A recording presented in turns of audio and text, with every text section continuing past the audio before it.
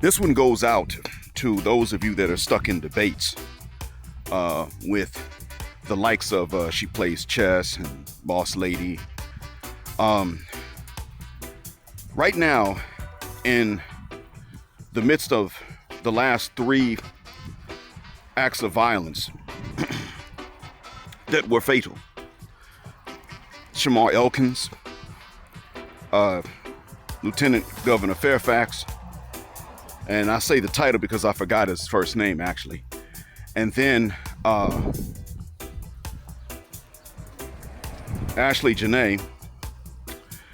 It's pretty clear that the sistren want us in the Black manosphere to focus on Shamar Elkins and the Fairfax couple's act of violence, his violence to her. It's pretty clear that they want us to ignore Ashlee Jenae's situation and focus on theirs. They keep bringing it up as a deflection. And I'm going to say for you to tell them this when you have these debates. We don't do both sides arguments here in the real Black manosphere anymore. We admit they both exist, but we don't focus on both sides anymore because we don't have to. You see, Shamar Elkins is not going to be able to tell his side of the story. And frankly, the sistren don't want to hear it. I don't necessarily fault them for that, as long as they can understand that we may not want to hear Serena's side of the story. But the point is that Shamar Elkins did something tragic and terrible. Now, he was mentally unstable. He sought medical help too. Couldn't get it. But nonetheless, he did something that was it was incomprehensible to most of us. And then he led the cops on a chase and then wound up dying in a gunfight. Whether he shot himself or they shot him is not really clear, the last that I read, but he didn't survive that gunfight. He pretty much said, "You're not going to take me in alive." Now, that's the kind of attitude I would have if I was being chased down for a crime I did not commit. I would have to believe that I am morally justified in what I did in order for me to sit up and say, well, y'all ain't gonna take me in alive. Most of us would. This man shot and injured 2 women, took out 8 kids, 7 were his. And still said, you ain't taking me in alive. We can't understand it ourselves, we as Black men. That right there gives us reason to not go into in-depth discussions, but rather to listen to those who have an in-depth understanding of this before we start going into that. That is what we have a right and a reason to do. Whereas you take a situation like the Fairfax situation, we have a more an in-depth understanding of that.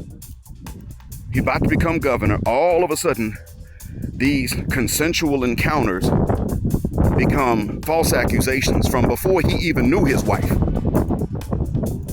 She never petitioned for adultery. She never petitioned for divorce on the basis of adultery. It's just as simple as he became unpopular even though nobody could prove anything. It's as simple as that. That's it. He's about to become governor. The lynch mob comes out. And the evidence that is in his favor doesn't make a damn bit of difference to his wife. So she wants to leave, and then he's losing money. So yeah, she definitely wants to leave then. To top that off, they have to live in the same house. Of course, he's going to be a deadbeat dad and a drunkard if he has to stay in the same house with a woman he's trying to divorce, because she don't want nothing to do with him, maritally speaking, anymore because of what someone else says that they can't prove, and it actually could be disproven. So damn. This is a case of him overreacting to a provocation. But by the same token, anything else he could have done that she actually did deserve still would have been punished. Even though he might have been, if he had just simply rubbed his feet on the carpet in cold weather and then touched her and gave her a mild electric shock that could have even seemed like an accident. she would have had him in for assault. Then he'd have been arrested. And while he's behind bars, she goes and files other motions and probably can claim that he has to pay the attorney's fees for these motions. The point is that this man had to be trapped and provoked. And since any reaction to the provocation would have been an unjust punishment, he saw no option but to do this.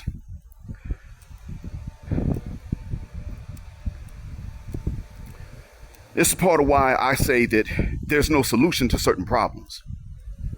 And so I tell men, look, just don't even go down this road with these American broads. Just don't even do it. They hate poverty. We hate poverty. But the difference between our hatred of poverty and a Westernisha's hatred of poverty is that a Westernisha hates every man that can't rescue her from poverty, but still has a libido, whereas we hate the poverty itself. And we just try not to remain poor. We do our best.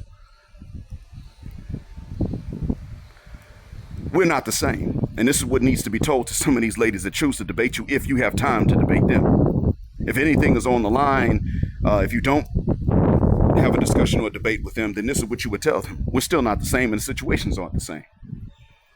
Shamar can't tell a side of the story. If somebody else actually did the shootings and he was the one that got chased down for it, he can't tell us that either. And it probably is not the case. The point is he can't tell us if it is. He didn't get away with any of this stuff. He didn't even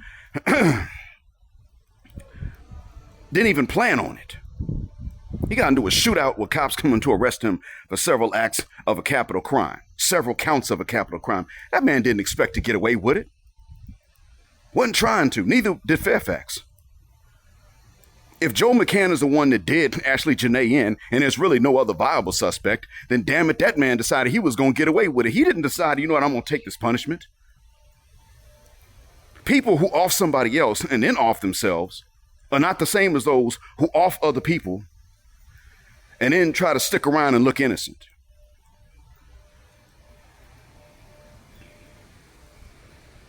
That's what the difference is. And tell them that. Black men don't try to commit immoral acts, generally speaking. We've seen two cases in which, and I don't even promote doing oneself in. I don't even promote that per se. But the point is that they're still not equal. We are not the same as the ladies from whom we come that judge us, and we are not the same as the men they prefer. We're not celebrating because Joe McCann took her out. We're saying it's not our business, it's not our problem. It's just like when one of my students brings in exactly the iPad, which we tell them will not work on the testing website.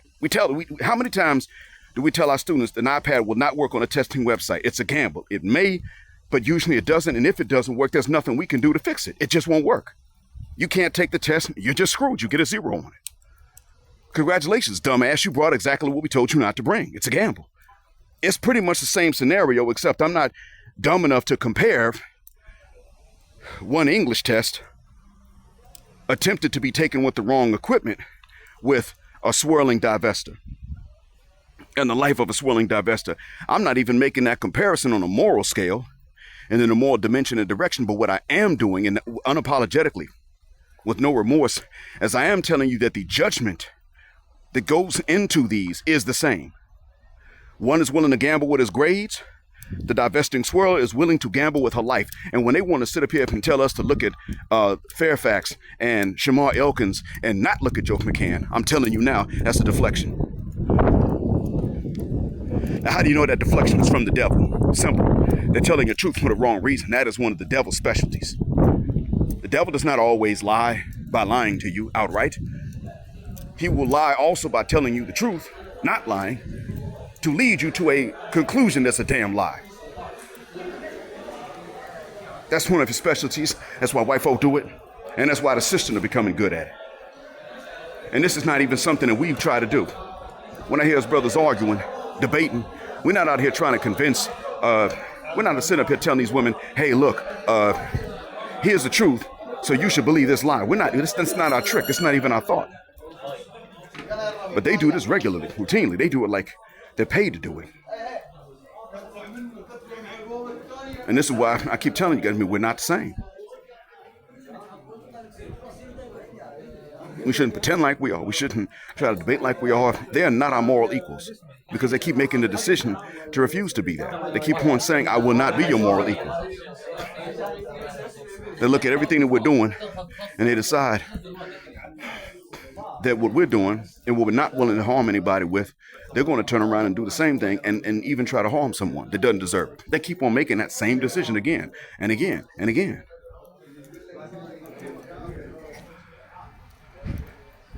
And so that's why it is that I keep on saying we're not the same. And you have to keep telling them we're not the same. Don't let them think that for a second we're the same. No, we're not. To be the same as someone, you got to be willing to make the same decisions. They are unwilling to make the same similar moral decisions as us. This is why they will sit up and try to use mental health defenses. They'll try to use mental health defenses for women in the exact same context in which they'll tell us men, don't you dare try to use a mental health defense. Same ones. They're starting to sound just like white folk. Mental health is a valid excuse for us as black women's, but it's never for you niggas. All you got to do is replace black women's or sisters or with us whip cracking crackers, and what's the difference?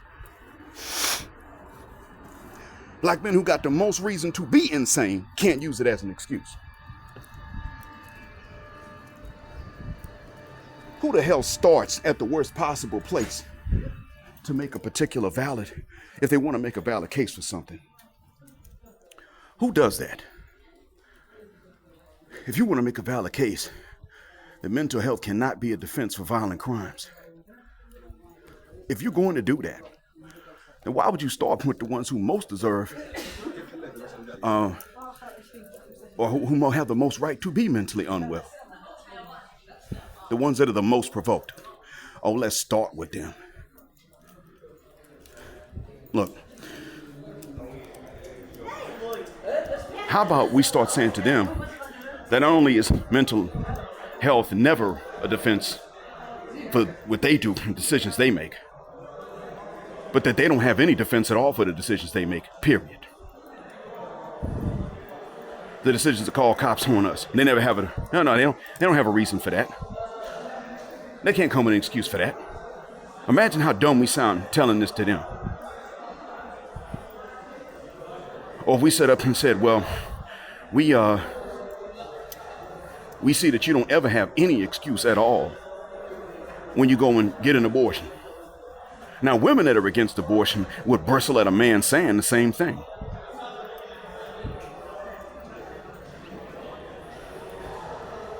Women that would agree with us would not want us telling other women this.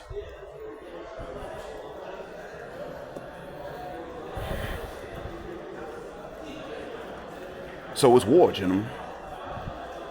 It's war until they are replaced or until they submit. And they ain't about to submit. I don't even think they can. And most of us wouldn't trust them if they did. So the solution to it is abandonment. We're not with you anymore. You're not with us. That would be the solution to it. You ain't our women no more. You done said it. We ain't your men either. But that's also one thing they're never going to allow to happen. And that is one message that I keep putting out there, but they're the ones that'll stifle it because, and when I say they stifle it, they make sure that their young boys they are raising never hear this. They make sure of that. Black men, if you're going to be chivalrous, and you're going to be chivalrous with women of other backgrounds, and it is something you volunteered to do, fine and dandy, but we cannot afford to be chivalrous with Westernicians that we don't know. She ain't your relative, and she ain't your wife, and she's Western. You better not be chivalrous to her. And the reason being isn't even because we hate them. It's because of the message that's going to send to them. Because you are chivalrous, but you ain't getting none in exchange. Above or below the belt, all that does is send a message that you're of such a negative value, that you owe chivalry, and that nobody ever owes you anything.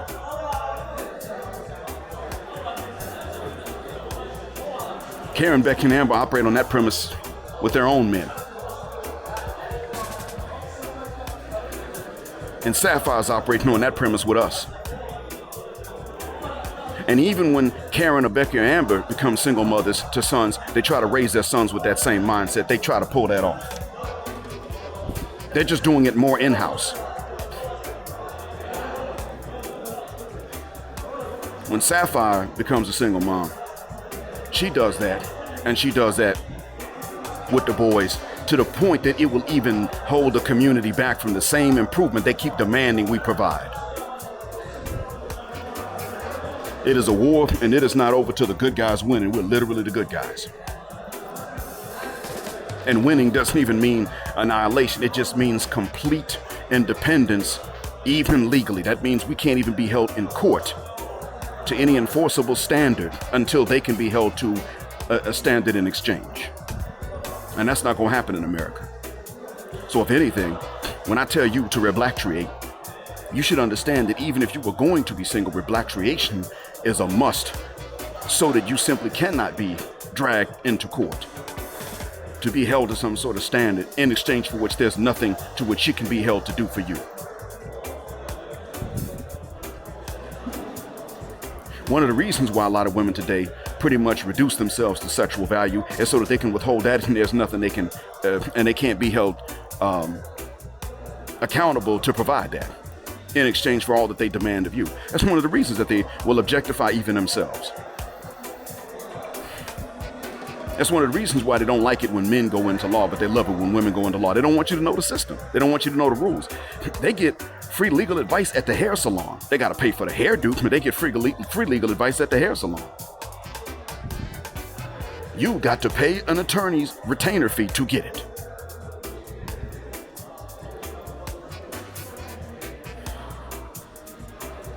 And then you wind up having to pay for both yours and hers in the event of a divorce. So, reblatriation and complete independence from them it has to be the goal. And that's geographical too. Jurisdictional. I won't go on any longer. I think you got the point, but no, we're not the same. And don't let them come and try to deflect from the very real and relevant topic of which we need to make young black boys aware that has been raised with Ashlee Jenae. Because these young black boys have to learn how to attract, and they have to learn what not to tolerate and what not to deal with. And that is not something that these ladies are going to teach them. We got to teach them what you don't tolerate and what you don't deal with. And one thing you don't tolerate and don't deal with is having to pay more to get less. Having to do all this pursuing and proving yourself to somebody that's ready to just demand nothing and drop everything on, for somebody else. Especially for somebody that categorically should have been off limits. Thanks for listening.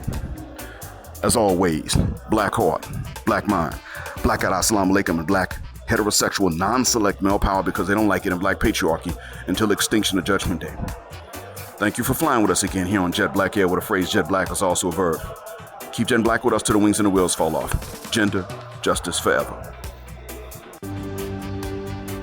No, there will be darkness. I pray that the ancestors will preserve and protect our tribe and safeguard the past as it was. Nothing will be as it was ever again. Now, kill him.